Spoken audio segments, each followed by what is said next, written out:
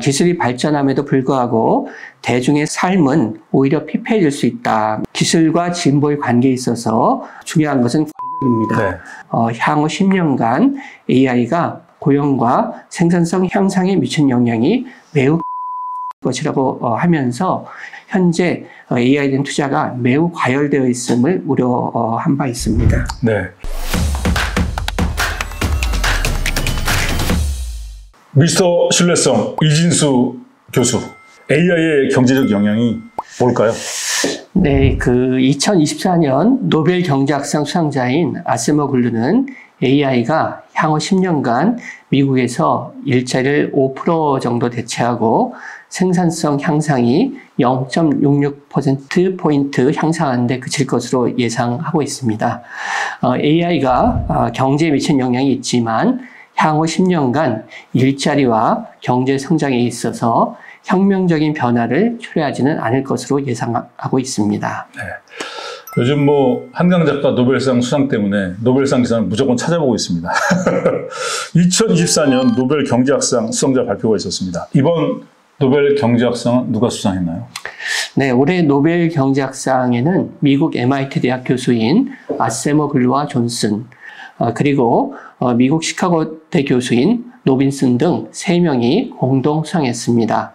스웨덴 왕립과학원 노벨위원회는 지난 10월 14일 2024년 노벨 경제학상 수상자로 이들 교수 3명을 선정했다고 발표하면서 이들 3명은 경제사회적 제도가 어떻게 국가 간 번영 및 격차에 영향을 끼쳤는가를 연구했다는 선정 이유를 밝혔습니다. 네, 선정 이유가 매우 흥미롭습니다. 이제 이 연구에 따르면 어떠한 제도가 국가의 번영을 가져오는 걸까요? 네, 아세모글루와 노빈스는 2012년 공동으로 저술한 국가는 왜 실패하는가라는 책에서 대다수의 사회 구성원을 포용하는 제도가 장기적으로는 경제 번영을 초래한다고 하고 있습니다. 아세모글루와 노빈스는 세계 각국의 역사적 사례를 바탕으로 포용적인 제도와 착취적인 제도를 구분하고 있습니다. 포용적인 제도로는 사유재산 제도와 민주주의 등이 거론되고 있고요. 착취적인 제도로는 독재와 권위주의 등을 들고 있습니다. 포용적인 제도는 다수의 사람들이 경제적 자원과 기회에 접근할 수 있도록 하고 혁신과 투자를 촉진한다는 측면이 있겠고요. 네. 착취적인 제도는 소수 엘리트에 의해 경제적 자원이 독점되고 정치적 권력이 집중되게 됨으로써 경제 발전을 저해하고 불평등을 심화한다는 이런 주장이 되겠습니다. 네. 포용적 제도의 대표적인 사례로 우리나라가 거론이 됐습니다. 그렇습니다. 이 포용적 제도와 착취적인 제도가 극명하게 갈리는 사례로 남북한 선을 들고 있는데요.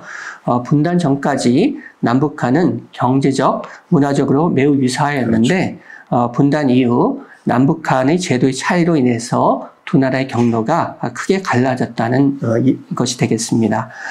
남한은 시장 경제와 사유재산을 기반으로 해서 정치 권력이 상대적으로 분산되고 특히 최근에 1987년 민주화 이후로 이렇게 됐다는 얘기가 되겠죠. 국민이 경제 결정에 참여할 수 있는 포용적 제도를 발전시켜서 혁신, 산업 성장 및 경제 발전을 촉진하여서 세계적인 경제 강국으로 발전한 반면에 북한은 국가가 경제를 엄격하게 통제하고 사유재산을 보호하는 제도가 없으며 대다수의 국민들이 경제 정책에 참여하거나 영향을 미칠 방법이 없는 이러한 착취적인 제도를 운영함으로써 혁신과 성장을 억제하고 광범위한 빈곤과 낮은 삶의 질을 갖게 되었다. 이런 주장이 되겠습니다. 네. 아세모글루와 존슨이 2023년에 발간한 권력과 진보에서 엘리트들의 기술 독점을 아주 경계했는데 어떤 내용일까요? 네, 아세모글루와 존슨은 기술 발전과 진보를 동일시하는 것에 이의를 제기하고 있습니다. 기술이 발전함에도 불구하고 대중의 삶은 오히려 피폐해질 수 있다. 이런 이야기가 되겠는데요.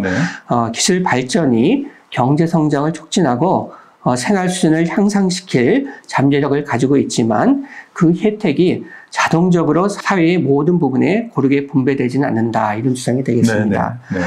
그러한 대표적인 예로 들고 있는 것이 영국의 산업혁명 초기에 기계의 발명이 공장의 생산량을 대폭 늘려주었지만 오히려 노동자의 삶은 악화되었던 사례를 들고 있습니다.